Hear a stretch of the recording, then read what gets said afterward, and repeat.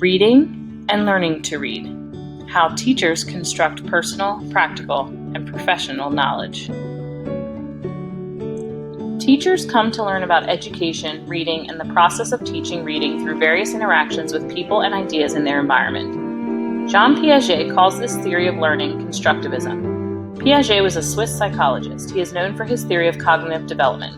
Piaget believed that children develop through 4 stages and that they construct knowledge through their interactions with their environment.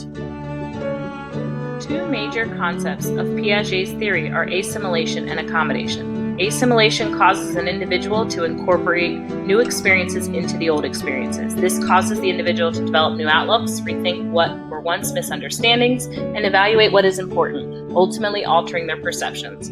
Accommodation is reframing the world and new experiences into the mental capacity already present. Individuals conceive a particular fashion in which the world operates. Take a look at the graphic. 2-year-old Gabriella learned the schema for cow from reading a picture book. Gabriella sees a moose and calls it cow. She's trying to assimilate this new animal into her schema. Her mother corrects her and says, "No, that's a moose." In accommodation, Gabriella continues to modify her schema, accommodate, to include 4-legged shaggy animal, moose, mama moose, baby moose, etc. This comic shows children in the assimilation stage versus the accommodation stage. Teachers seek to make meaning about the processes of teaching and learning through their personal, practical, and professional activities. Your personal knowledge is constructed through your experiences from birth to now. These include your interactions with people, text, and the environment. For me, personally, when I look back on my own experiences with reading, I can picture my parents sharing stories with me before bed, going to preschool and interacting with other kids and teachers using language, and then learning letters, sounds, and words as I began kindergarten. I fondly remember spending a lot of time in kindergarten playing and practicing language with other kids. I don't remember doing a lot of worksheets. As I moved up through the grades in elementary school, I encountered a lot of teachers who had a passion for books and reading. I can remember sneaking a copy of Black Beauty inside my social studies book because I fell in love with reading.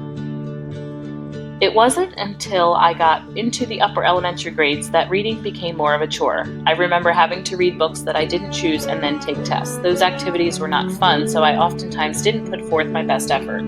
By the time I was in middle school, I hated reading. It was these experiences, both positive and negative, that helped to guide me into choosing to be a reading specialist and a middle school teacher.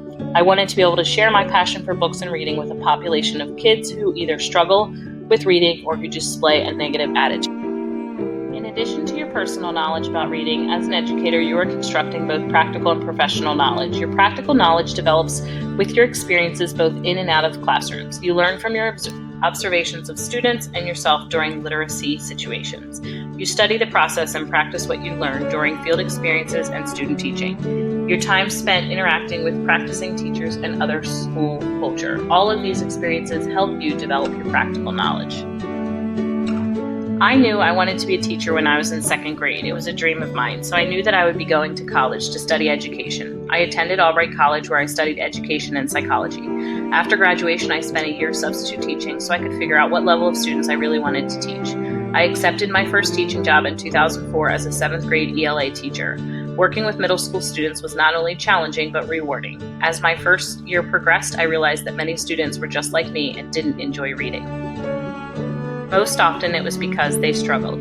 Those students helped shape my decision to attend McDaniel College to study reading. After getting my degree as a reading specialist, I pursued a career in that area. I'm now a middle school reading specialist, trying to inspire students to become lifelong readers.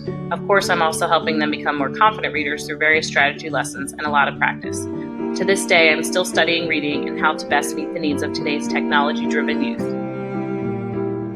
Beliefs can change with each new experience. Stay open to the possibilities. As you continue through this course and the rest of your courses in your studies, keep this in mind. What do you believe? As you're writing your personal belief statement, keep in mind, how did you acquire your ability to read? What memories stand out to you as good and bad?